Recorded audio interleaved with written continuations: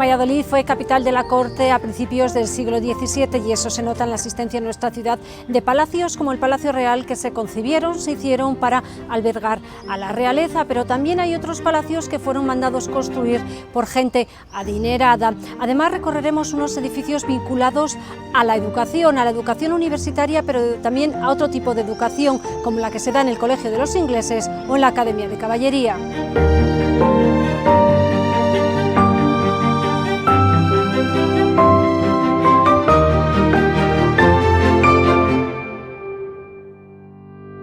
Bueno, en primer lugar, desde luego la elección no puede ser mejor para explicar un edificio de la universidad, porque la importancia la da en primer lugar por la condición representativa de la Universidad de Valladolid, que es desde los años 80, en concreto el año 1984, el edificio va a albergar la sede de, bueno, pues el equipo rectoral. Rector, Secretaría General, vicerrectores, dirección del MUVA, bueno, va a ser el buque insignia de la Universidad de Valladolid. Realmente también, desde luego, la importancia radica en la calidad arquitectónica. Un edificio que a su vez está reconocido como bien de interés cultural desde el año 1955. Fundamentalmente, habría que explicar y reconocer que es el primer edificio de la península, de toda la península, en la que se ha constatado la irrupción del Renacimiento. El Renacimiento empieza en Valladolid, aquí, en este edificio. La importancia le tiene justamente por el personaje que le manda a construir, el cardenal Mendoza. Y lo más importante es cómo de una traza que inicialmente se proyecta en un estilo gótico, se cambia de arquitecto en una fecha determinada, y este segundo arquitecto, Lorenzo Vázquez de Segovia, va a incorporar los valores arquitectónicos renacentistas que hasta ahora no tenía. El edificio no es renacentista, tiene contrafuertes góticos. Si vemos el interior, vemos bóvedas de crucería góticas, ornamentos góticos, incluso en estas primeras pilastras centrales vemos esos remates goticistas. En el interior también del claustro, asimismo lo veremos repetido, pero lo que hace Lorenzo Vázquez de Segovia es, en el cuerpo central del edificio y en la cornisa, incluir ese gusto, ese almohadillado, esas decoraciones platerescas, esos órdenes arquitectónicos que se tallan en las pilastras para recordar que el pasado clasicista, el pasado grecorromano, estaba presente en este edificio. ¿La fachada es tal como se concibió en un inicio o ha habido alguna reforma que ha modificado lo que estaba planteado? No, realmente, bueno, el cuerpo central sí, la parte inferior del cuerpo central sí.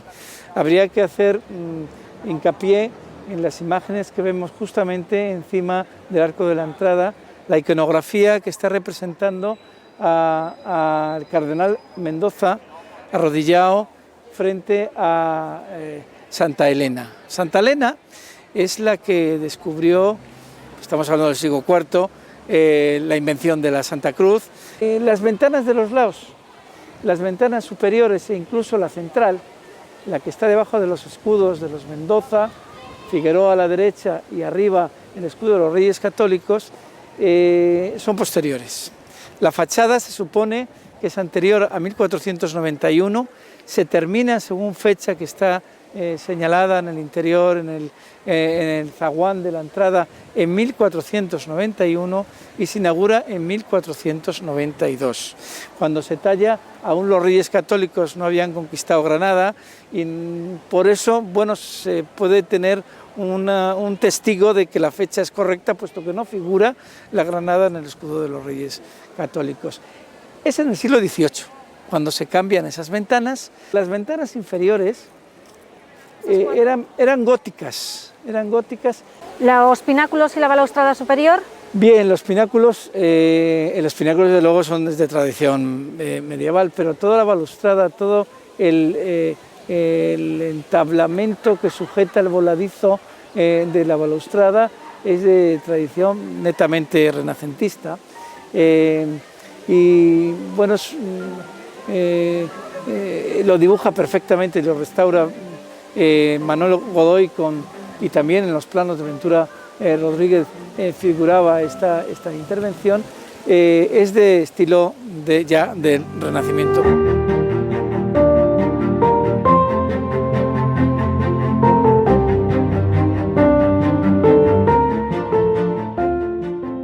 Vamos a conocer algunos de los tesoros que precisamente alberga el Palacio de Santa Cruz. Sí, ciertamente. Bueno, la sorpresa que causa la entrada a este edificio empieza precisamente por el zaguán donde estamos ahora mismo. Yo tengo que decir que recuerdo de niño una tarde de tormenta, la primera vez que entré a este espacio, la sorpresa que me causó encontrarme con el patio y con este espacio. Muy niño empecé a entender que aquí había algo trascendente y que era más que un edificio civil, evidentemente albergaba una capilla. No solamente los estudiantes cuando, a partir de finales del siglo XV, en 1492 ya se trasladaron a él, estudiaban, también tenían que seguir una vida célibe y tenían que mantener un rigor religioso diario. La misa era obligada, era diaria y para eso se construyó Lorenzo Vázquez de Segovia, siguiendo, se supone, las trazas originales de Enrique Gas, en este caso, situó aquí la capilla. Y de hecho por eso fuera tenemos la campana, es la relación que existe con la campana que hay en la fachada, ¿no? Suponemos que sí, que también existe esa relación. Desde luego, la figura también sorprendente que nos espera a la entrada detrás de la mampara de cristal, contemplable a diario. Un Gregorio Fernández. Es una de las mejores piezas de Gregorio Fernández, el Cristo de la Luz, una de las joyas de la Semana Santa vallisoletana. Nos centremos en la idea del concepto de colegio y no de palacios. Le llamamos Palacio de Santa Cruz, ¿no? Efectivamente, y le seguiremos llamando palacio porque es el palacio de la Universidad de Valladolid.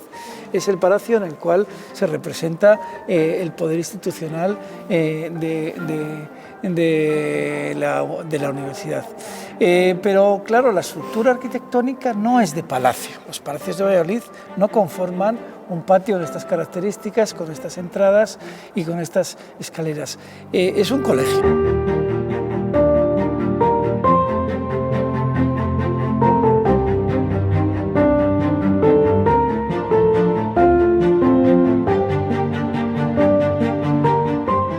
Bueno, pues lo que tenemos aquí es la fachada histórica de la Universidad de Valladolid, que es una pieza que corresponde a 1716-1718 aproximadamente. Es una fachada que se hace bajo las trazas de Fray Pedro de la Visitación, ¿vale? Y es una fachada de orden barroco, de estilo barroco, podemos decir, de gran interés, porque en realidad supone casi como la aparición de un retablo sacralizado, pero no es un retablo del saber, no es un retablo, digamos, solamente de orden religioso, sino que tiene ese carácter civil, ¿no? Encontramos en ella, una serie de iconografías que ahora comentaremos, que creo que básicamente vienen a explicarnos las disciplinas que se imparten en la universidad o que se impartían en ese momento. Vemos varias hornacinas y en cada una de ellas son perfectamente visibles ciencias, artes. Explícanos un poquito cómo está estructurada la fachada. Sí, la fachada se estructura fundamentalmente de forma general en dos cuerpos. Tenemos dos cuerpos superpuestos con una serie de pilastras acanaladas y de orden compuesto. Por otro lado tenemos en la parte central un orden gigante de columnas, semicolumnas también de orden compuesto, que en el fondo articulan la presencia de esas hornacinas, que son donde se encuentra la simbología que estamos comentando. En la disposición en realidad es muy sencilla, pero también muy jerárquica, porque encontramos en el centro de la fachada, en la parte central, a la teología. Esto es una universidad que nace con un orden, bueno, con un carácter pontificio, evidentemente. La teología está básicamente ordenándose en el centro como la gran jerarquía, ¿no?, suprema frente al resto de las artes. Y luego vamos encontrando dos zonas. En el cuerpo bajo, a la izquierda, lo primero que encontramos ahí es la retórica. La retórica es una persona, una mujer en este caso, con una jofaina que viene a representarnos la cantidad de palabras que requiere la propia disciplina, ¿no? Siguiendo por el cuerpo bajo, a la derecha encontraríamos la geometría, que es una persona, una mujer en este caso, siempre son mujeres, que aparece dibujando sobre un papel. Si vamos ascendiendo, claro, la base del cuerpo principal, que es el piano nobile, vamos a decir, donde encontramos incluso toda la balconada, encontramos a la izquierda el derecho canónico, que sería el derecho en este caso vinculado a la Iglesia, en el que encontramos un libro y sobre él la tiara papal, ¿de acuerdo? Y a la derecha encontramos el derecho civil, que es la justicia entendida como tal, con la espada de la justicia. En la parte de arriba vemos otras figuras más grandes y entre ellos, explícanos vamos esta a ver, parte. encontramos en el cuerpo superior las alegorías intelectuales de otras disciplinas de la universidad, ¿no? Entonces, de izquierda a derecha encontramos, en primer lugar, la astronomía con la esfera celeste, ¿de acuerdo? En segundo lugar encontramos la medicina con una redoma, ¿vale?, que también sería ese utensilio propio de la medicina. En tercer lugar encontramos la filosofía, que indica con su mano a la presencia de un globo terráqueo. El globo terráqueo es el lugar donde habitan los hombres, en ese caso, ¿no?, el espacio terreno, y en última instancia encontraríamos la historia, también muy interesante, entendida como una mujer con espada y escudo, entendiendo la historia como en estos momentos como una sucesión de batallas y de reyes o reinos en secuencia. ¿De acuerdo? Entonces aparecerían esas tres piezas. Pero la más importante, que es la que está en el centro, en la parte de arriba, sería la que también ordenaría todo el retablo, es el conjunto, sería la sabiduría, el triunfo de la sabiduría frente a la ignorancia.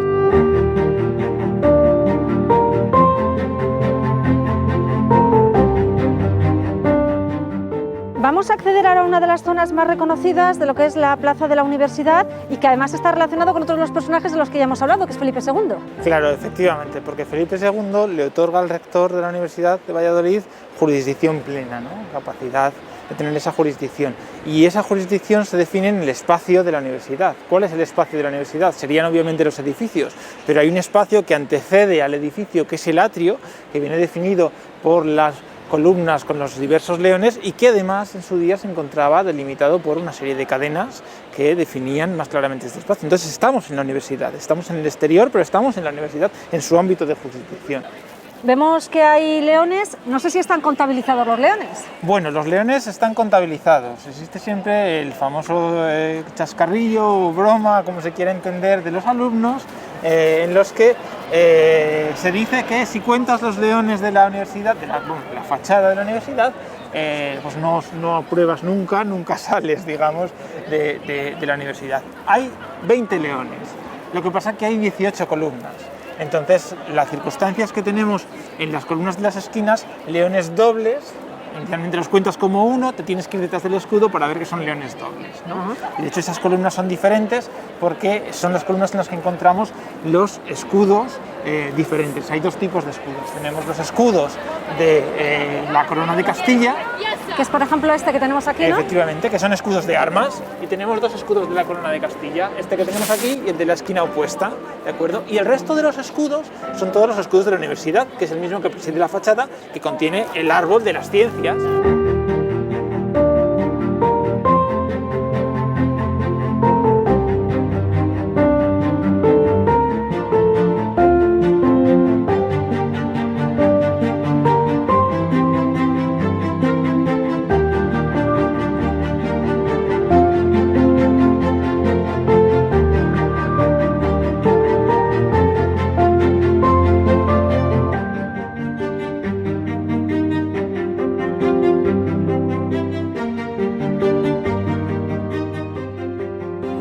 Palacio Real ahora mismo es el edificio donde está el Ejército de Tierra, está la Cuarta Inspección General del Ejército. Ellos llevan aquí desde 1876, pero el palacio se empezó a construir en 1523 más o menos, entonces desde ahí ha sufrido un montón de transformaciones. La casa se empezó a construir justo en este entorno, la zona más noble de todo Valladolid, estamos rodeados de palacios, y empezó a construirse por el secretario del rey, de Carlos V. Carlos V venía mucho a Valladolid, y bueno, él cuando se alojaba, como no tenía palacios, se alojaba en alguno de los palacios que se habían construido los nobles en esta zona. Al final su secretario, que era Francisco de los Cobos, termina casándose con la hija de estos condes, y este matrimonio decide construirse la mejor casa de Valladolid para que cuando venga el rey pues no se aloje en otro palacio, sino que se aloje en su casa. No sé si el proyecto desde la parte exterior, a pesar de todos los siglos que han pasado y los diversos usos que ha tenido, si se mantiene mucho de la idea original, sí, o ha sufrido cambios. No, la estructura es más o menos la original de la casa de Francisco de los Cobos. La casa tiene 3 patios, que es lo fundamental para el alojamiento de los austrias, porque los austrias separaban lo que eran las dependencias del rey de las dependencias de la reina. Entonces, luego veremos el patio principal, que es como la zona común, el espacio un poco de los encuentros. Luego hay un patio más pequeñito, que alrededor de ese patio se organizaron los cuartos de la reina, y luego tenemos otro patio mucho más grande para organizar alrededor de ese patio lo que iban a ser las dependencias del rey. Has hablado de la zona en la que nos encontramos y que precisamente todo alrededor eran palacios. Además, creo que todos los edificios hubo un momento en el que estuvieron unidos entre sí.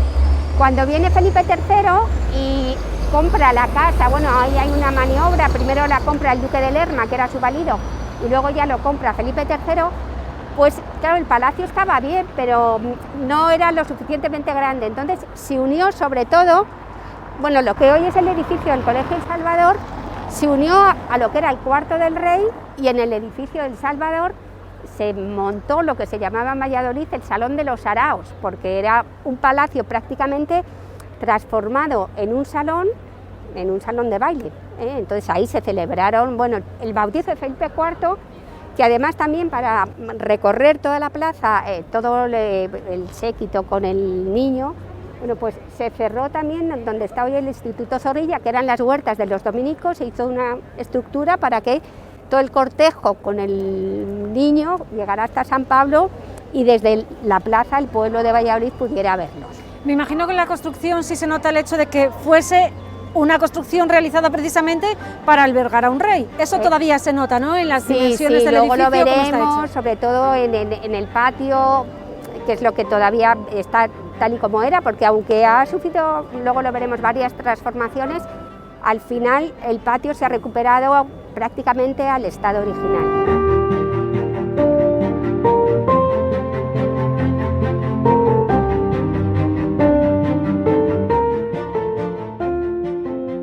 Accedemos ya a lo que es al interior del Palacio Real y lo primero que nos encontramos es este patio. Explícanos el patio en el que nos encontramos, ¿qué características tiene? Bueno, este es el patio principal del palacio, es el patio central, es como si fuera el eje de todo el palacio.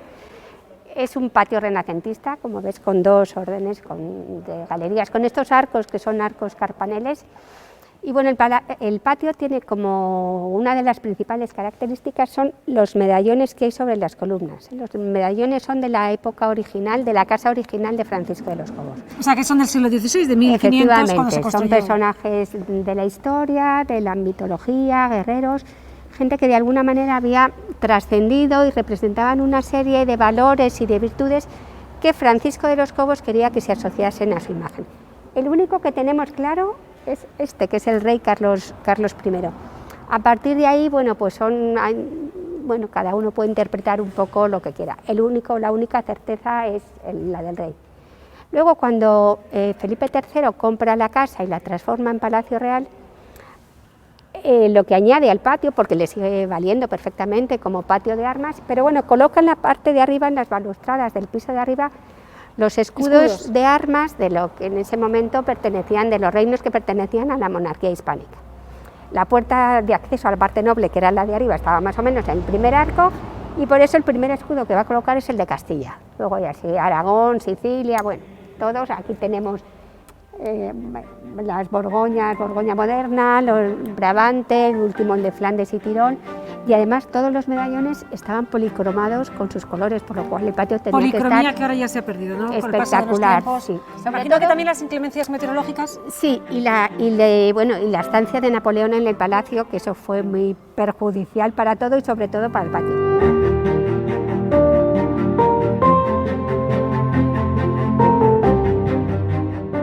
Estamos en la escalera imperial del palacio, que no es la escalera original. La escalera original era una escalera claustral que estaba ocupando lo que es una pequeña parte de lo que hoy ocupa esta escalera, ¿no?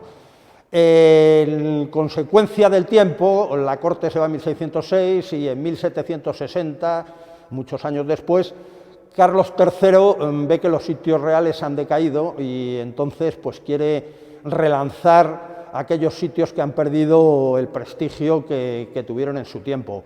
Y concretamente a este palacio manda a Ventura Rodríguez, su arquitecto principal, y le encomienda la confección o el planeamiento de esta escalera imperial, ¿no? Ventura Rodríguez lo tiene difícil porque, a diferencia de otras escaleras imperiales, el patio que tiene delante es pequeño. Si hubiera sacado una escalera hacia adelante, se hubiera comido todo el patio, con lo cual plantea esta solución de dos escaleras que suben por ambos lados, abre una puerta que no estaba abierta en su día y consigue esta vistosidad de escalera, que es pues una de las escaleras más importantes que tenemos en Valladolid. También es muy bonito lo que es la zona del techo.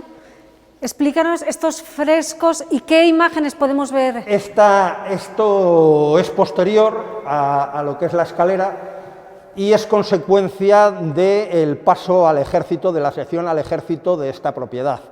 En 1876, como consecuencia de ubicar aquí la capitanía de Castilla la Vieja, pues se remodela el palacio, que había sufrido grandes problemas como consecuencia de la Guerra de la Independencia y de la ocupación de Napoleón como cuartel general, y entonces necesitaba una restauración. Esta restauración se le encomienda al pintor Samuel de Luna. Lo que se pretende en esta escalera en ese momento es que se vea el cielo, de ahí el cielo que tenemos pintado arriba, y sobre ese cielo tenemos una alegoría a lo militar, por así decir. Entonces vemos en la parte central vemos dos partes diferenciadas, dos figuras diferenciadas. Tenemos esta señora que vemos aquí con una lira cantando la tradición y dos angelitos al lado que están escribiendo un cartel que pone si vis pacem para bellum, si quieres la paz, prepárate para la guerra. Frente o opuesto a ellos tenemos dos figuras de unas señoras semidesnudas. Estas señoras son una más oscura y otra más clara. La más oscura representa la guerra, es una figura de un guerrero más que de... y además tiene en su mano una espada. En la parte derecha tenemos a una señora con una rama de laurel que representaría la paz y unos angelitos que están soltando unas palomas. Otra señora con un libro al lado abierto que está hablando de la historia de España. Llama la atención ahí un león, que dices, ¿qué pinta este león aquí? Bueno, pues este león representa que la paz y la guerra conviven juntas, que se llega a la paz mediante la guerra y que el león representa la fiereza y la fuerza de las Fuerzas Armadas que están ahí tranquilas, pero que en un momento dado pueden sacar su ímpetu y su fiereza, ¿no? En la parte exterior tenemos dos figuras, una a cada lado, que representa, concretamente la de enfrente, representa lo que es la ciencia militar, es una señora trabajando con planos y estas cosas, y por el otro lado, aquí encima tenemos a otra señora que representa a la administración militar. Luego tenemos, como curiosidad, tenemos en las esquinas el escudo de España en las cuatro esquinas, y en los laterales los escudos que representaban a las provincias que componían la capitanía de Castilla la Vieja en 1876.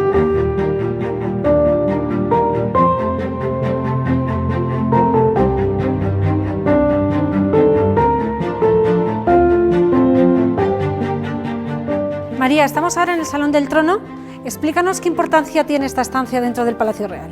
Bueno, pues esta es el salón más emblemático de todos los que hay en el palacio. Tenemos que tener en cuenta que todos los salones que vamos a ver ahora son obra de lo que fue el ramo de la guerra. Ellos, cuando cogieron el palacio, estaba arrasado, entonces decoraron una serie de salones para que quedase constancia de que aquí en su momento además estuvo la corte. Y siguiendo el modelo de los palacios franceses, pues se decoraron todos los que vamos a ver.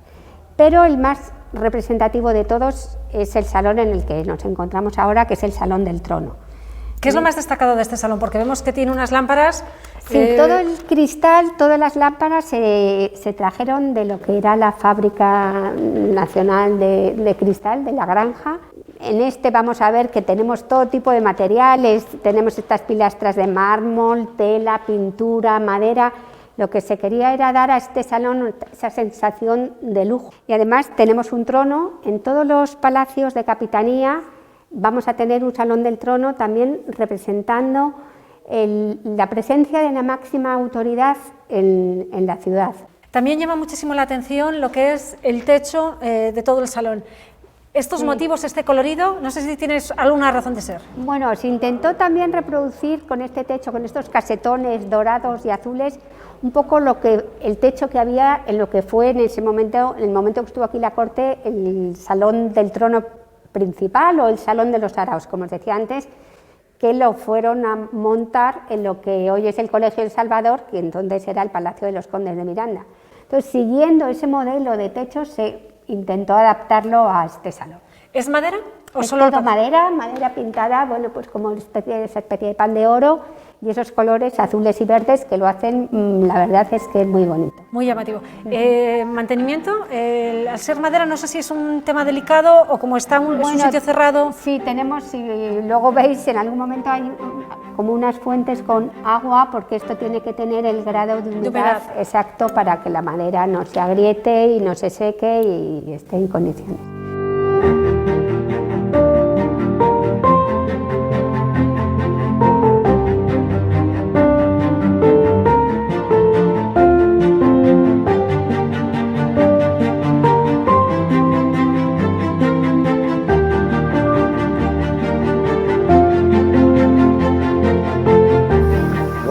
Tiene una importancia para nosotros muy grande. Es la única academia de caballería que hay en España, es donde desde hace 168 años se vienen formando oficiales y suboficiales del arma de caballería, que están destinados en todas las unidades de España.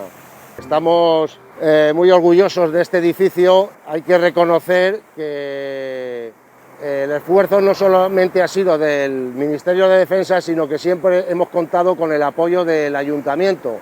Inicialmente, para que la Academia de Caballería viniera aquí a Valladolid, cuando se estaba construyendo un establecimiento penitenciario que no era demasiado del agrado de la población vallisoletana, y sí fue recibido de buen agrado en 1852, que se trasladara a la Academia de Caballería, inicialmente fundada en Alcalá de Henares, a Valladolid. Desgraciadamente, el primer edificio, el octógono, el conocido octógono, se quemó en 1915 y hubo que construir el actual edificio, cuya primera piedra se puso en 1921. Es un edificio que tiene una fachada que es probablemente lo más llamativo, aparte de cómo da hacia el exterior, en una zona tan céntrica. Explícanos de qué estilo es esta fachada. Este edificio se inspira en los monumentos renacentistas precisamente castellanos. Está inspirado en algún otro edificio de Castilla y León, como pueda ser el Palacio de Monterrey de Salamanca, y está hecho precisamente con ese tipo de materiales, lo que aquí en Valladolid se denomina piedra de Salamanca. Los escudos están dedicados a las 4 órdenes militares que hoy día siguen vigentes. Las órdenes militares son instituciones mitad eclesiásticas, mitad militares, que datan desde el siglo, en algunos casos desde el siglo X. Si empezamos por aquí, tenemos la Orden de Calatrava, a continuación vendría Alcántara, a continuación la Cruz de Santiago y por último la cruz de Montesa, que son las 4 órdenes militares. Este proyecto actual de la Academia de Caballería es de 2 arquitectos. Lo empezó el capitán de la Gándara y lo terminó y firmó definitivamente otro arquitecto militar, el capitán Adolfo Pierrat. Frente a la puerta de la Academia nos encontramos con el grupo escultórico Héroes de Alcántara. El autor es Mariano Benlliure. Este monumento es un reconocimiento a los héroes del regimiento Alcántara, que en 1921, en los días de finales de julio y principios de agosto, durante lo que todos conocemos como el desastre de Anual, se sacrificaron en beneficio del resto de los componentes del ejército.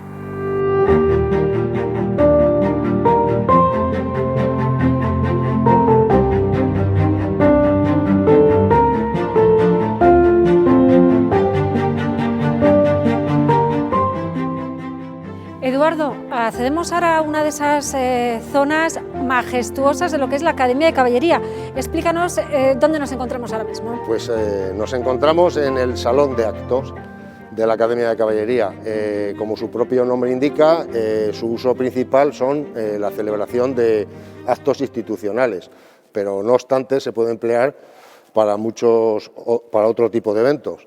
El último acto institucional que hemos celebrado precisamente ha sido la toma de posesión del coronel director. También se ha hecho la entrega del premio Primo de Rivera. Llama la atención además que está totalmente lleno de cuadros. ¿Hay alguno que destaque? De estos cuadros, todos estos cuadros están dedicados a los que han sido inspectores generales del arma de caballería. Si tengo que destacar algunos, me gustaría señalar al general Celi, que fue quien decidió que la academia se trasladara desde Alcalá de Henares a la ciudad de Valladolid para ocupar el establecimiento penitenciario que todos conocemos como el Octógono.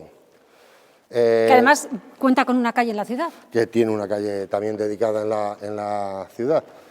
Destacar el cuadro ecuestre del rey Alfonso XIII, acompañado seguido de su Estado Mayor, que este cuadro ya estaba y se salvó del incendio, ya estaba en el despacho del coronel director cuando la academia ocupaba el Octógono.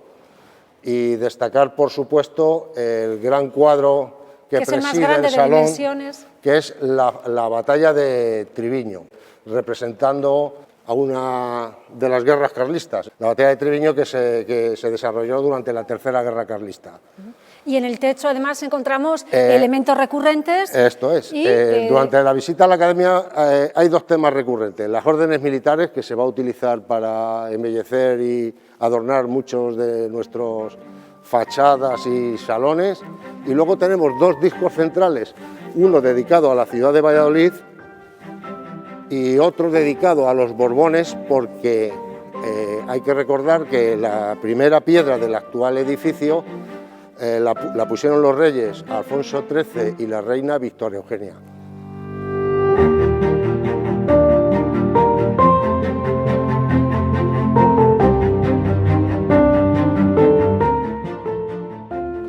Accedemos ya al Museo de la Academia de Caballería. En esta primera zona, ¿qué es lo que nos podemos encontrar? Pues esta sala precisamente está dedicada a armamento que está relacionado o se ha empleado por el ejército español. Entonces hay armas muy antiguas, algunas son de avancarga, hay armas largas, hay armas cortas, tenemos ametralladoras, morteros, bueno, una colección bastante importante, repito, de armas que se han utilizado por el ejército español en distintas épocas. Y se muestra perfectamente lo que es la evolución, ¿no? Cómo ha evolucionado. Se puede ver la evolución de las armas, avancarga, retrocarga, automáticas, etcétera, etcétera. En esta segunda parte vemos todos los estandartes, que también es algo importante en la Academia de Caballería, como todas ellas, ¿no? Esta otra sala, que es vamos, por denominarla de alguna manera, es un poco más institucional. Aquí se conservan los estandartes que ha usado a lo largo de la historia la Academia de Caballería, Destacar, por supuesto, el que bordó la reina Victoria Eugenia y entregó el 4 de mayo de 1921. Y también tenemos un sentido homenaje a todos nuestros laureados, tanto los que han recibido la Cruz Laureada de San Fernando como la Medalla Militar Individual. Por hablar de los estandartes, el estandarte que vosotros portáis ahora, utilizáis ahora, tiene también un lazo, un color morado. Explícanos a qué se debe esta tonalidad morada que ya lucís en vuestro estandarte. El estandarte que está vigente actualmente en la Academia de Caballería no se encuentra en el museo, sino que está en la sala de estandarte, y ese que utilizamos en todos los actos solemnes. Efectivamente porta una corbata que representa, de color morado, que representa la medalla de oro que nos hizo entrega la ciudad de Valladolid con ocasión de los 150 años de la Academia en Valladolid, en la ciudad, en el año 2002. 2002. Y en esta última sala, allí hemos visto la evolución nacional, y esta es la evolución ya aquí vamos a internacional, encontrar, ¿no?, también armamento muy diverso, vamos a ver, armas largas, armas cortas, ametralladoras, pero de otros países, o sea, armamento, vamos a decir, internacional, de otros países.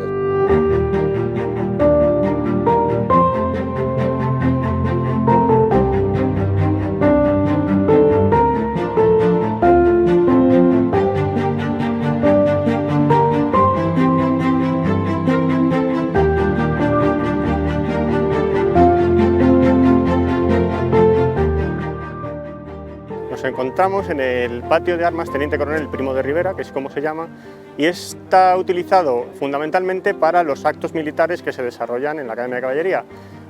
No obstante, todas las mañanas forman aquí los alumnos de la Academia, se iza bandera a las 8 de la mañana y desde aquí inician sus actividades. La distribución del patio, en la fachada trasera de la fachada principal está la plana mayor de dirección de la Academia de Caballería, en la parte de arriba la parte del museo, la parte de dirección, donde estaría el despacho del coronel director, tenemos la sección administrativo-económica, y estas dependencias son del museo, y de frente justo tenemos las aulas, la parte más importante de la academia, porque es donde los alumnos se instruyen y reciben la formación. Además tiene una forma de U y se ve perfectamente diseñada la parte exterior que luego los vallisoletanos ven desde la calle. Correcto, es la parte más desconocida, pero no por ello menos vistosa. Hablando de la parte formativa de la academia, porque no debemos olvidar que la Academia de Caballería es eso, es una academia, ¿quién viene a formarse aquí? La academia es un centro docente de formación donde se imparten, se reciben la instrucción de formación, enseñanza de formación y enseñanza de perfeccionamiento. Enseñanza de formación, todos los oficiales y suboficiales de la especialidad fundamental de caballería. Tenemos 3 cursos de suboficiales y un curso de oficiales. Los oficiales reciben un grado en la Academia General Militar de Zaragoza y finalizan su formación militar aquí, en la Academia de Caballería. Y los suboficiales reciben 2 años de formación civil, en lo que salen con un título de técnico superior de auxiliar a la dirección, y el último año, el tercer año, que es en el que residen aquí, es específico militar. En este edificio, en el internado, están los alumnos de tercero de la escala militar de la enseñanza para el ingreso en la escala de suboficiales del Ejército de Tierra y la escala de oficiales, los de quinto, tercero y quinto, que son los que finalizan su curso y se incorporan a las unidades a finalizar el curso, si Dios quiere, ¿no? ¿Y se compagina teoría y práctica? Correcto. Reciben en el edificio del fondo, como he dicho, están las aulas, donde reciben la parte teórica y aproximadamente una vez al mes van al campo, al campo de maniobras, normalmente al que tenemos en Valladolid, en Renedo Cabezón, y allí realizan las prácticas de lo que han visto aquí en la teoría. Las 2 asignaturas más fuertes son la ciencia militar, donde reciben la táctica, y la técnica militar, donde conocen los sistemas de armas que van a emplear en el campo. ¿Cada año aproximadamente cuántos alumnos vienen a la academia? Pues este año en concreto tenemos 117 alumnos, unos 30 alumnos por curso más o menos, 30-35 dependiendo del año, y están divididos. Tenemos 2 cursos en el otro establecimiento que compone la Academia de Caballería, que es el establecimiento Teniente Galeana, que está en el Pinar de Antequera, y aquí está en la otra mitad, los otros 70, 34 de tercero y 25 de quinto, que saldrán los futuros tenientes y sargentos del arma de caballería. De aquí salen, por lo tanto, los altos cargos de caballería, ¿no? Pasan Correcto. todos por aquí. Todos los cuadros de mando del arma de caballería pasan por la Academia de Caballería, y luego En el futuro recibirán la enseñanza de perfeccionamiento con el curso avanzado de unidades acorazadas mecanizadas u otros cursos de perfeccionamiento.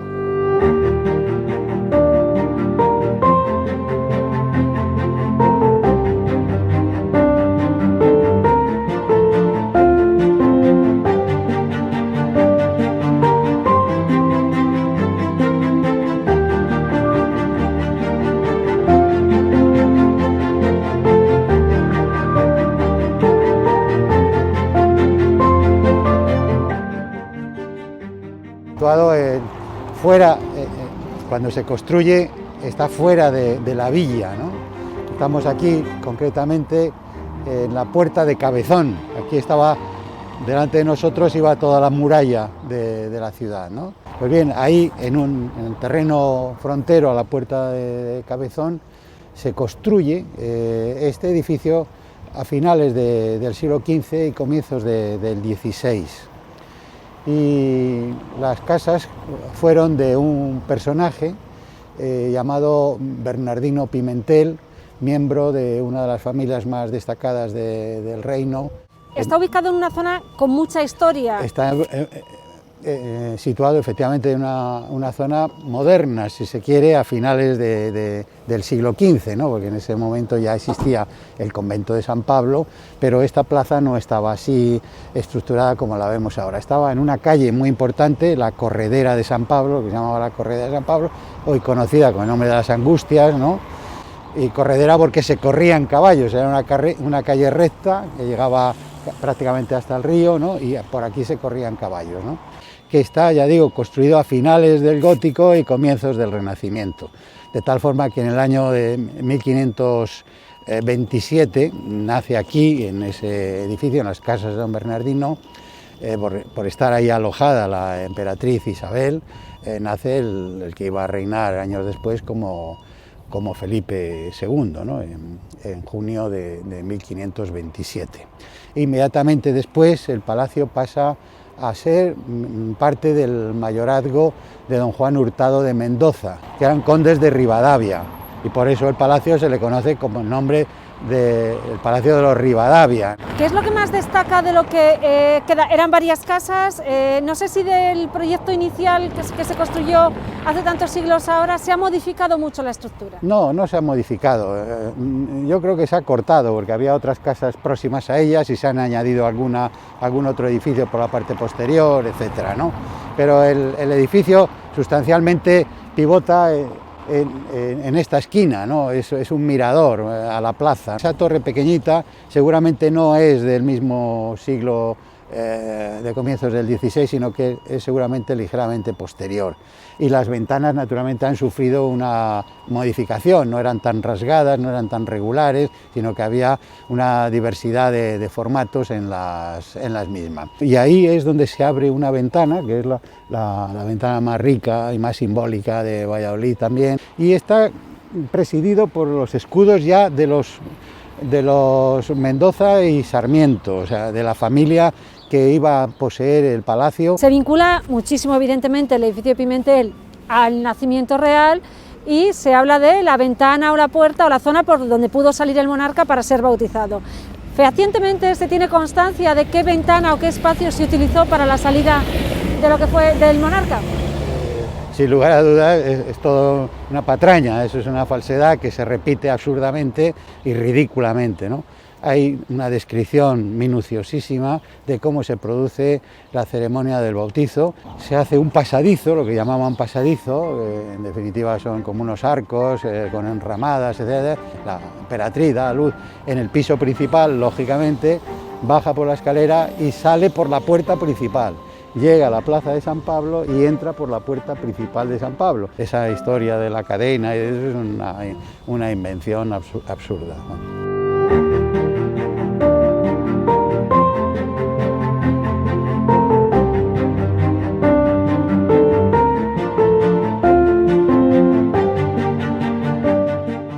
Jesús, entramos ya a lo que es el Palacio Pimentel y lo primero que llama la atención es la zona del zaguán. El zaguán es el espacio de acceso y de recibimiento, ¿no? El primer contacto que tiene el visitante, el que accede a una mansión noble, es el zaguán. donde se podía descabalgar si se venía en cabalgadura. Solía haber un poyo para apearse perfectamente del caballo. En esta ocasión no se ha conservado nada de ello, pero es un zaguán amplio cubierto con viguería, y en este caso pues se ha modificado en el año 39, pues se le decoró con estos paneles de azulejería que representan distintos episodios de la historia de Valladolid, que referida sobre todo al siglo XVI, recordando la personalidad de Felipe II y de los acontecimientos que suceden en nuestra entonces villa y después ciudad de Valladolid. Son obra de un artista talaverano, Ruiz de Luna, son azulejos de Talavera de la Reina y cuentan pues desde el nacimiento, el incendio, la presencia de Santa Teresa. Se identifican además bastante bien los edificios, ¿no? Algunos de los edificios, otros están excesivamente reinterpretados y hay un historicismo, podemos decir, muy característico también de estos paneles que pretenden ser muy rigurosos, pero que luego realmente no lo son, ¿no? Vamos a pasar ya a lo que es el patio, y además aquí se da una circunstancia muy típica, muy curiosa, cómo están colocadas las puertas para acceder desde la calle a lo que ya es el patio. Las puertas no están una enfrente de otra, tendríamos que haber entrado rectos y toparnos contra la pared, y están como en ángulo, ¿no? Están desenfiladas, ¿no? Para que desde hacen la calle, como una S, ¿no? Exacto, por así decirlo. Para que desde la calle no se vea lo que sucede dentro del interior del edificio, ¿no? ¿Y de qué influencia es esto? ¿A qué es una influencia musulmana, ¿no? Dentro de la arquitectura española de la Edad Media y que perdura hasta el Renacimiento. Este es un palacio que podemos decir que es de comienzos del Renacimiento, de la época en que empieza a desarrollarse el Renacimiento entre nosotros, y todavía mantiene esa constante de la arquitectura, esa invariante de la arquitectura española, de la pervivencia del sustrato musulmán en nuestras costumbres. Y el patio es ya un patio típicamente castellano. El patio es un patio renacentista de 4 lados, de 4 crujías, de 4 pandas, organizado mediante estas columnas muy rectas, con unos capiteles muy toscos, muy vastos, podemos decir, muy rudos en cuanto a la talla, que ya ofrecen elementos renacentistas, aunque con ese sustrato, esa sensibilidad todavía goticista en el tratamiento de la talla. Tiene 2 alturas, la parte baja es donde están las columnas y la parte superior es donde están las habitaciones, donde estuvieron las habitaciones principales del edificio. Y tal y como lo vemos hoy, pues también recuerda arquitectura mudéjar, ¿no? Por la es una recreación, evidentemente de la madera. No estaba... Exacto, no fue así más o menos, pero claro, los años que tiene el edificio obligaron a la restauración, pues en los años 70 del siglo XX. La escalera tampoco se ve a primera vista, sino que está escondida.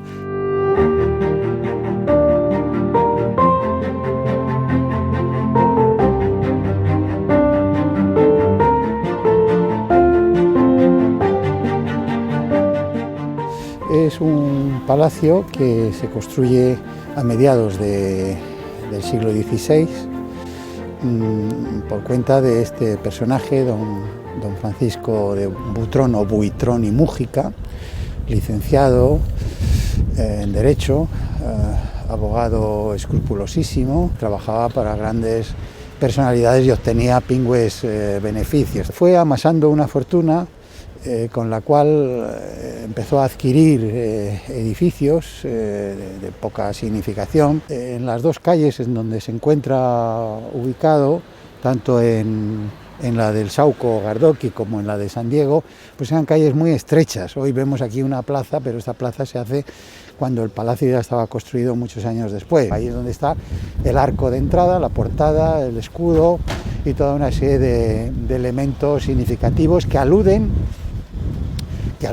a la profesión del propietario. Son unos medallones en la parte alta del edificio, en yeso, remetidos. Tiene grandes dimensiones, a pesar de la zona en la que está. Sí, no, tiene grandes dimensiones, y en la parte posterior tenía una huerta y tenía un vergel, con estanques, con norias, etcétera, etcétera. Jesús, hemos hablado que era un edificio de grandísimas dimensiones y evidentemente tenía unos costes elevados de mantenimiento.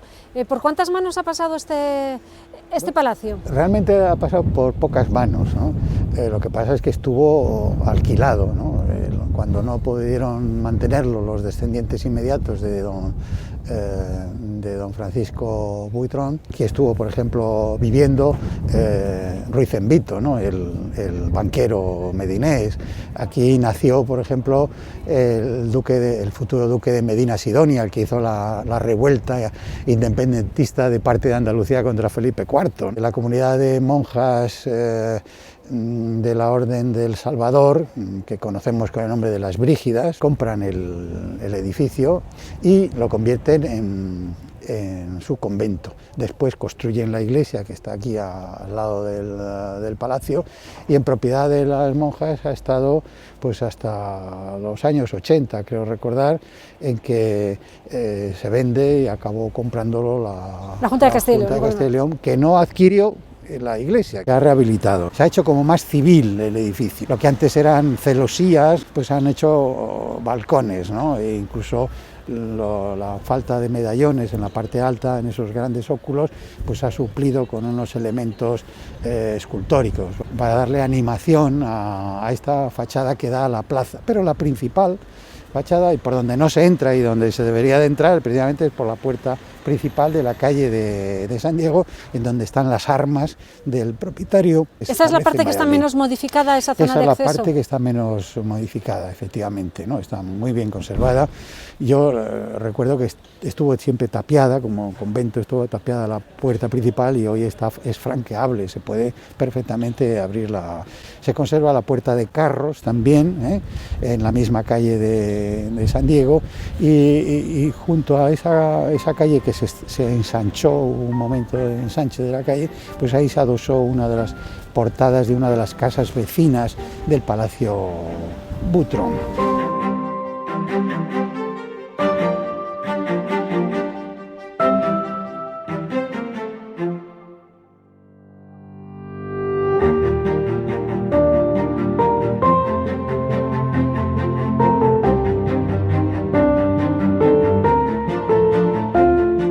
El patio es el lugar central del edificio, en torno al cual se desarrolla la vida pública y privada. El patio es la demostración también de la potencia o del señorío del propietario, a través de una construcción lo más digna posible, que construye un patio enteramente de piedra, de solamente 3 lados, el cuarto está ciego. La utilización del orden jónico, con estas columnas tan esbeltas, tan espléndidas de piedra en Navares, y con un diseño de arcos de medio punto en todo su conjunto. Además tiene la peculiaridad, que es el único patio de Valladolid que tiene 3 alturas, por lo menos en 2 de sus lados. No hay ningún elemento ornamental en estos 3 lados, salvo esos espejos que están en las enjutas de los arcos, y toda la decoración se concentra en esta trasfachada, que está íntegramente decorada con un almohadillado muy ligero, muy tenue, muy plano, surcada por estas pilastras o pilastrillas igualmente jónicas, en cuyos entablamentos o frisos pues, se disponen grupos de frutas, ¿no? Abiertas, o putis o niños sosteniendo, por ejemplo, la cartela indicativa de la fecha del año de construcción, de 1572, que es cuando todavía no se había terminado el edificio, pero esta parte sí que se había construido. Llama muchísimo la atención la parte superior, ¿no? Además muy recargada, muy decorada. Exacto, la parte alta tiene 2 medallones, y un relieve, ¿no? Más otras figuras alegóricas, ¿no? Y aluden a la profesión del propietario, ¿no? Él era abogado en la Real Chancillería, la paz y la justicia, esas 2 figuras, esas 2 matronas como abrazadas, ¿no? En el centro está la Concordia, otra matrona uniendo a 2 ejércitos, 2 guerreros, ¿no? Guerreros, ¿no? y al fondo está la caridad, ¿no? que es también otro de los fines que persigue, pues, la beneficencia, la protección de la justicia, sobre todo los individuos. Al patio se accede desde el zaguán, ¿no? Como hemos visto, la puerta principal en la calle San Diego, un espléndido zaguán, y se desemboca en este patio, y en uno de sus lados está la escalera majestuosa, es muy ancha, ¿no? De las más espectaculares de Valladolid, juntamente con la del Palacio llamado de Villena, ¿no?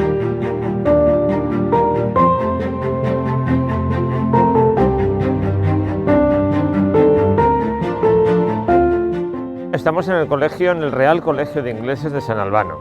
Es un seminario fundado en 1589 con una función, la de formar sacerdotes católicos ingleses y para Inglaterra.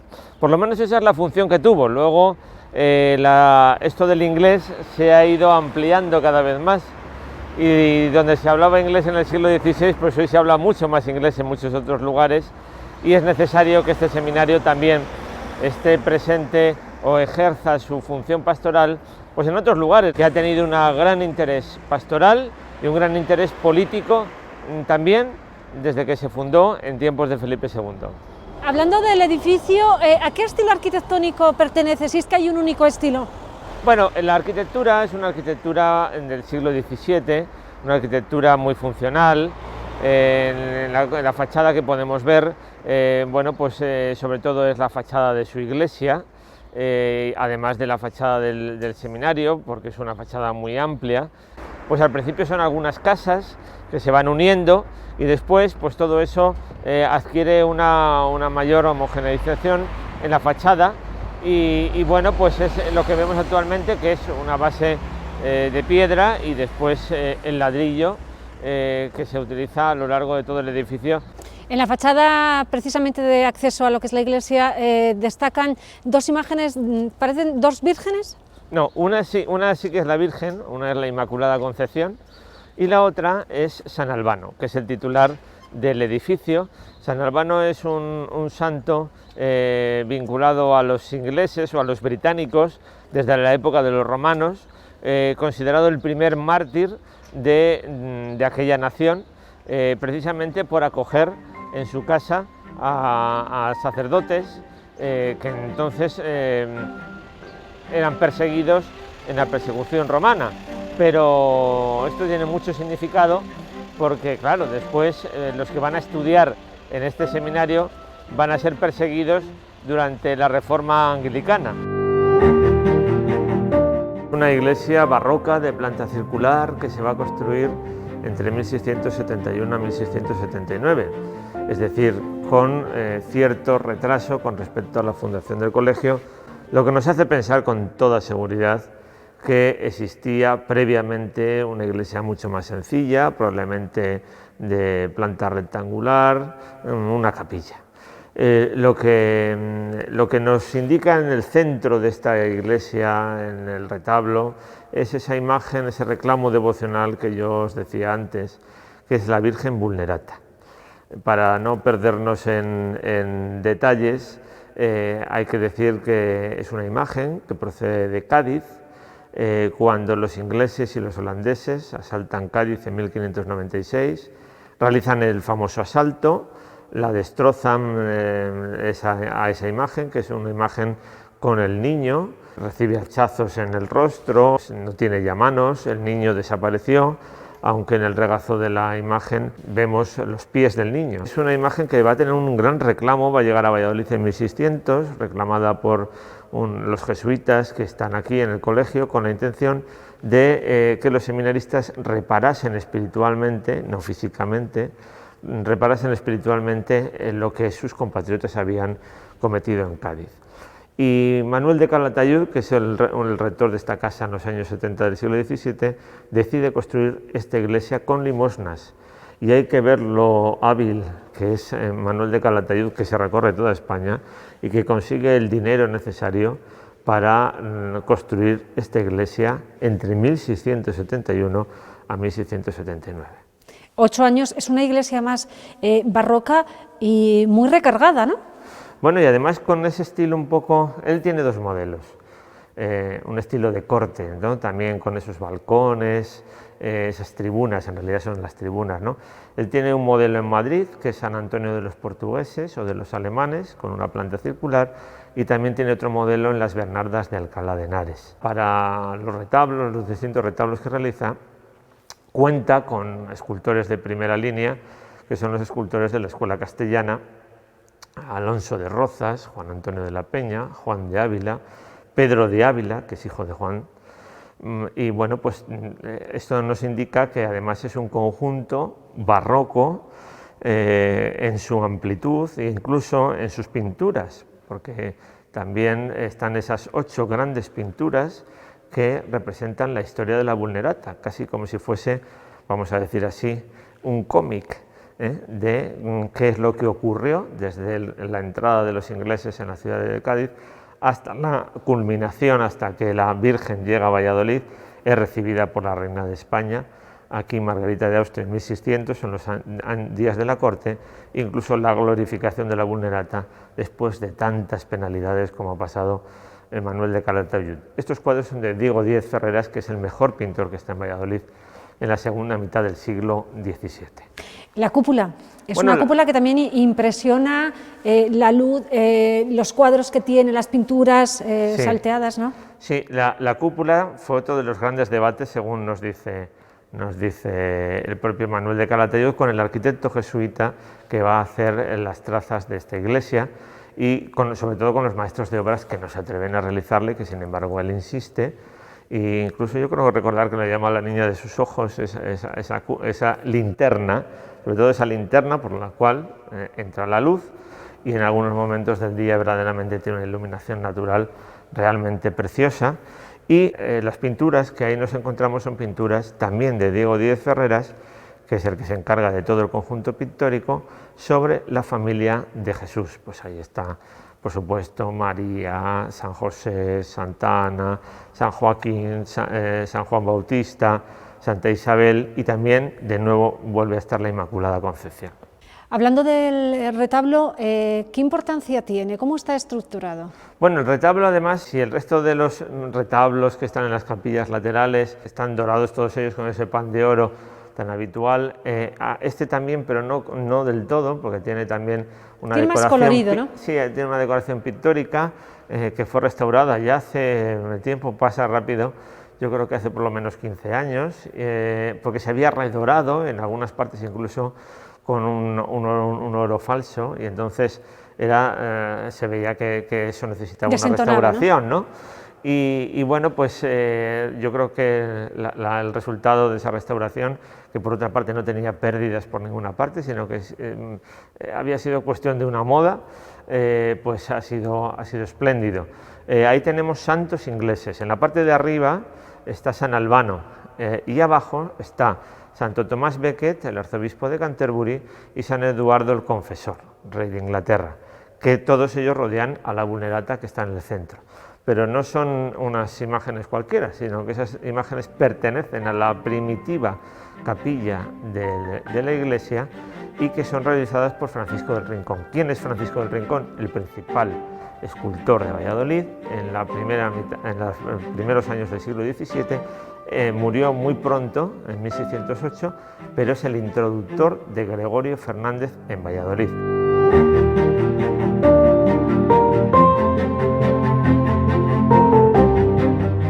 Nos encontramos en una de las bibliotecas del colegio, no la más antigua, aunque así lo parezca por los libros, este tipo de libros, que son libros de pergamino, entre los siglos XVI al XVIII, porque lo que se realizó hace ya 90 años fue separar los libros de pergamino y los libros de piel. El pergamino se utilizó pues en esos siglos que yo te he dicho antes. Bueno, pues es una biblioteca de temas muy variados. Los jesuitas ponían mucho interés en la formación de librerías adecuadas en sus colegios. Este no era un colegio normal, era un seminario que no era suyo, pero ellos lo administraron durante más de 2 siglos. Y bueno, pues aquí tenemos libros naturalmente de teología, tenemos libros de vidas de santos, pero tenemos libros de viajes, tenemos la Crónica de Nuremberg, que es un libro incunable de 1493, tenemos libros para la historia de Valladolid, tenemos libros para la historia de la nobleza. No solamente las cosas son en inglés, por supuesto, sino que los libros son en inglés, en latín, en español, hay muchas gramáticas. Aquí, por ejemplo, tengo delante de mí Historia General compuesta, enmendada y añadida por el padre Juan de Mariana, es la primera Historia General de España, por parte de un jesuita, en una edición, bueno, 1678, ya una edición del siglo XVII, no es desde luego la primera.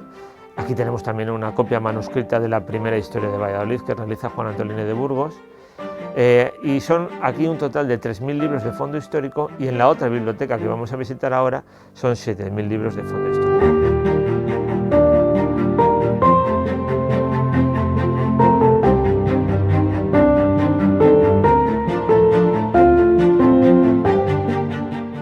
Javier, accedemos ahora a la segunda biblioteca, ya de mayor tamaño. ¿Qué podemos encontrar aquí?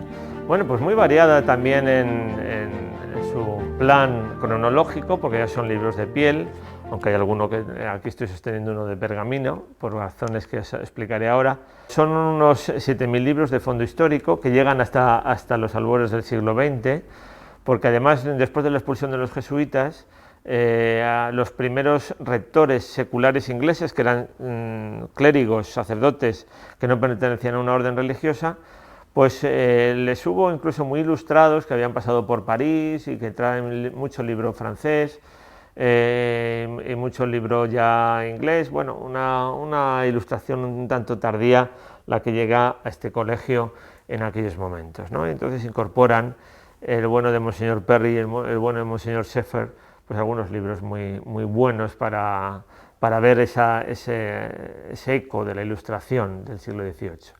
Pero anteriormente, pues aquí, por ejemplo, sostengo la Ratio Studiorum de los jesuitas, ¿no? Este es el manual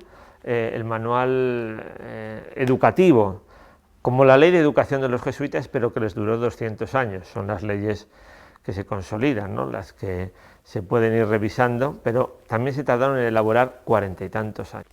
Y luego, pues aquí, entre los libros que os he seleccionado, pues es un libro sobre la historia de los ingleses, desde las conquistas de los sajones, de los normandos, etcétera, etcétera. Y está expurgado, como todos los libros que están en esta librería, es decir, está censurado y en algunas incluso faltarán algunos trozos de páginas. En este caso de Enrique VIII, que es el que pide la nulidad de su matrimonio con Catalina de Aragón, no el divorcio, porque al Papa nunca se le puede pedir un divorcio, sino la nulidad. Gloria García del Carrizo, pues era catedrática de Historia de la Medicina y nos hizo un catálogo sobre obras de interés científico y médico del Colegio de los Ingleses y del Colegio de San José. Entonces, bueno, pues aquí hay ciencia también, hay ciencia precisamente porque esa ciencia viene desde ese interés por la ilustración, ese interés que la ilustración pone por el conocimiento y el saber.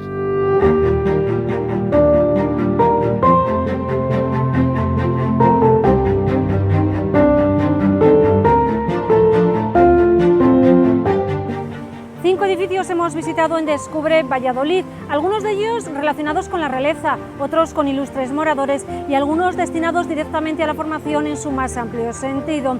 Algunos de ellos son edificios cuya fachada no dicen lo que esconden en su interior, otros, como el edificio de caballería, ya muestran a las claras los tesoros que posee. Hoy en Descubre Valladolid hemos visitado 5 edificios ilustres.